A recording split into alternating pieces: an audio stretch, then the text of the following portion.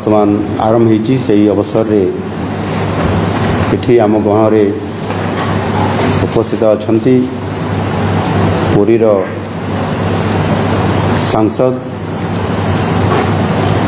तथा राष्ट्रीय स्पोक्सपर्सन समित पात्र महोदय एवं आमर अन्य समस्त अधिकारी वृंद आज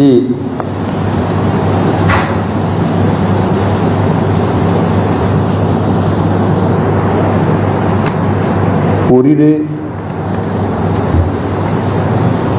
जो अनुष्ठित होउथुबा घोष यात्रा ये घोष यात्रार संध्या दर्शन आज अच्छी एवं ये अवसर रे जो नवदिन व्यापी घोष यात्रार ये जो उत्सव एवं यात्रा जो कार्यक्रम जारी रही एवं से अवसर रे आज बाहुड़ा यात्रा पाई महाप्रभु आज्ञा दे सारी यही यात्रा को सुचारू रूपे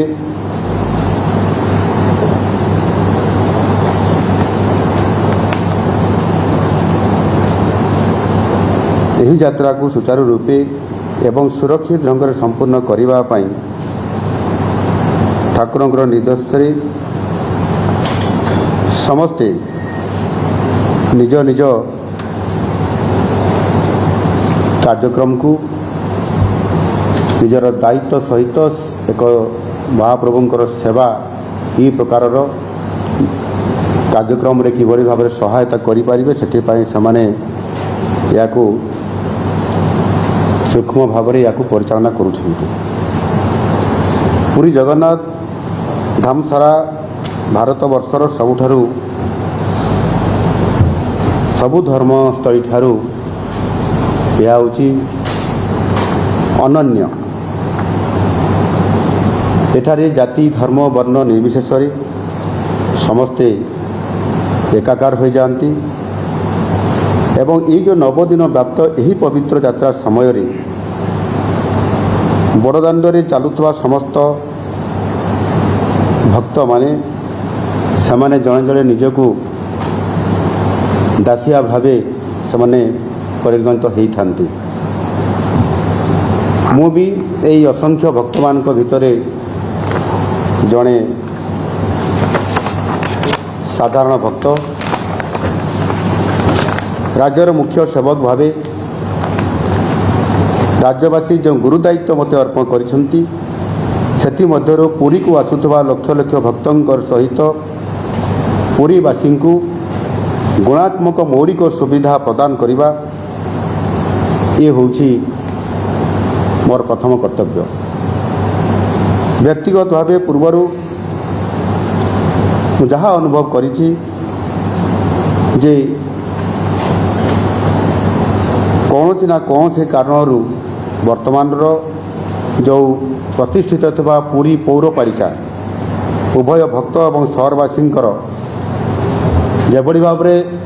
तांकर आशा रोची एवं आकांक्षा रोची एवं गोटे सहर रे जो आम्यूनिटीज रहिबा कथा सुख स्वाच्छंद्य रहिबा कथा ताहा जेभली भाव लोक पाइबा कथा सेथिरु जेतिकी पाइबा कथा सेथिरु लोक माने सेतिकी पाइबा आरु वंचित हेउछंती बा एपर्यंत समान समर्थ हो पारि नाहांती। एही लक्ष्य हासिल करिबा पाई जो आमर स्थानीय स्वायत्त शासन व्यवस्था पुरी रे अछि ताहार ये शासन व्यवस्थार एक संस्कार आनिबार आवश्यकता आज दिन में मन हुए। विभिन्न विकासमूलक कार्य को तदारक करवा पुनर्विन्यास करवा एवं रक्षणाबेक्षण करने पुरी सहर एक नूतन ढांचार आवश्यकता आज दिन में रही। क्रमवर्धिष्णु जनसंख्या सहित वर्ष सारा सहर को आसुवा भक्त एवं पर्यटकों को गुणात्मक सुविधा जोगाई देवाई आम सरकार ସେଥିପାଇଁ ଏଥିରେ ବିଭାଗ ସହିତ ଆଲୋଚନା କରଲା ପରେ ପୁରୀ ପୌରପାଳିକାକୁ ଏକ ମହାନଗର ନିଗମରେ ପରିଣତ କରିବା ପାଇଁ ନିଷ୍ପତ୍ତି ଗ୍ରହଣ କରିଛନ୍ତି। ପୁରୀ ସହର ଏବଂ ଆଖପାଖ ଅବସ୍ଥିତ ଏଥିରେ କିଛି ଗ୍ରାମ ଅଛି, କିଛି ଗ୍ରାମ ପଞ୍ଚାୟତ ଅଧୀନରେ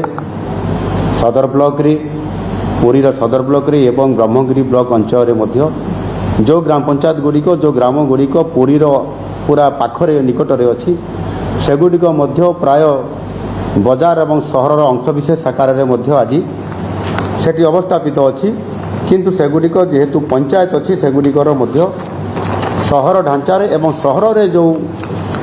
ସୁଖ ସ୍ୱାଚ୍ଛନ୍ଦ୍ୟ ବା ସୁବିଧା ଯାହା ଆବଶ୍ୟକତା ହୁଏ ତାକୁ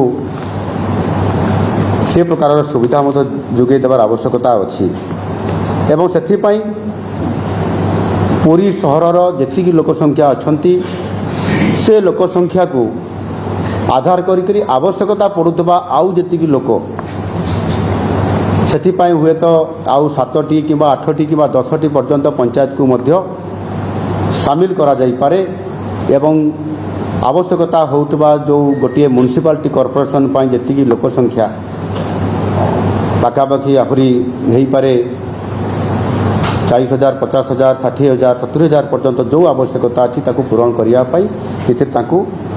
ଯୋଡ଼ା ଯାଇପାରିବ। ଏବଂ ଆସନ୍ତାକାଲିଠାରୁ ଏ ସମ୍ବନ୍ଧୀୟ ସମସ୍ତ ପ୍ରକ୍ରିୟା କାର୍ଯ୍ୟକ୍ରମ ଆରମ୍ଭ ହେବ।